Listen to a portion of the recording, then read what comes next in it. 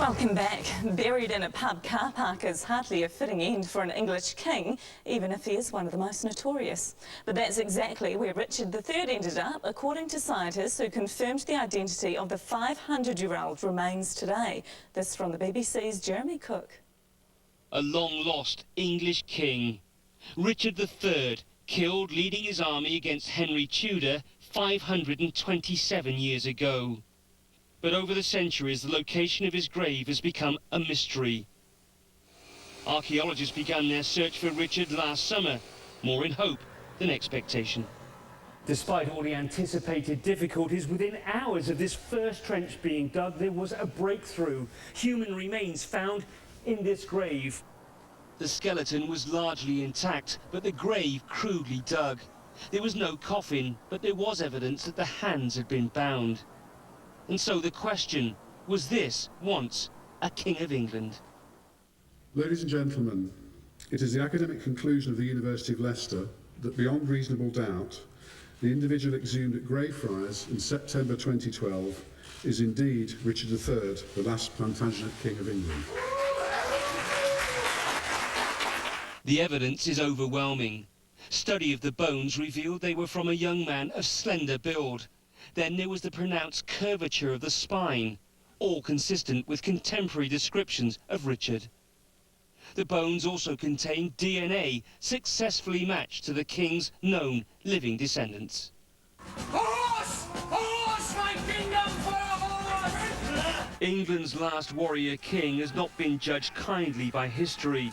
But Richard's modern-day admirers say there's no evidence, for instance, that he murdered the princes in the Tower.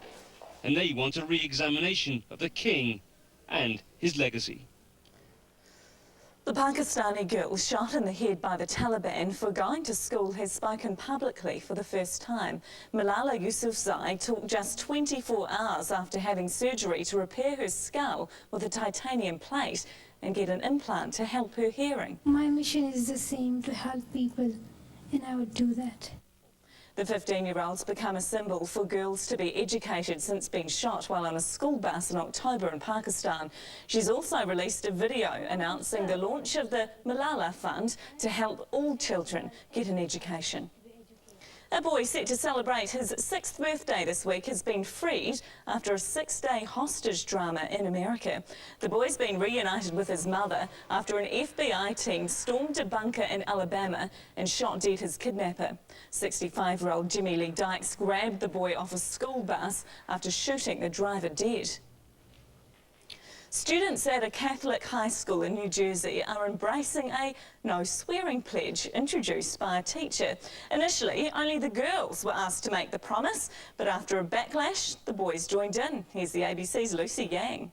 I swore not to swear. Chaz Pappy proudly wore his new button as he left school today, which symbolizes his vow not to use foul language for a month. I feel accomplished. I want to stick to my promise. Well, how are you going to not curse for a month? Trying my best not to, and keep my anger inside. It all began on Friday when several of the girls at Queen of Peace High School in North Arlington, New Jersey took the oath. Rebecca Silver says she was forced and won't abide by it.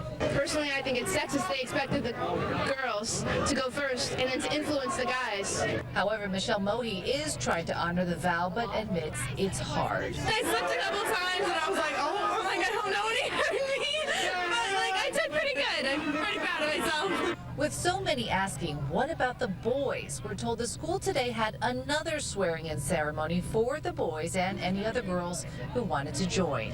As humans, we're all going to do it, but taking the step to pledging that you won't do it, it's a positive direction. I think it's a good idea, actually. I think that if they go to a Catholic school and you're being brought up in a certain way, I think kids should be a little bit more vigilant as to how they speak.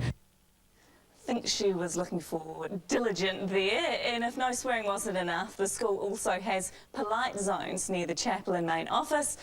Kind of makes you wonder what's going on in the rest of the school that they're needed. We'll move on. Just ahead, they made a movie of his life. Now the inspiration of The Blind Side has its own happy ending. And a mainly fine Waitangi day is on the way. I'll be back with details.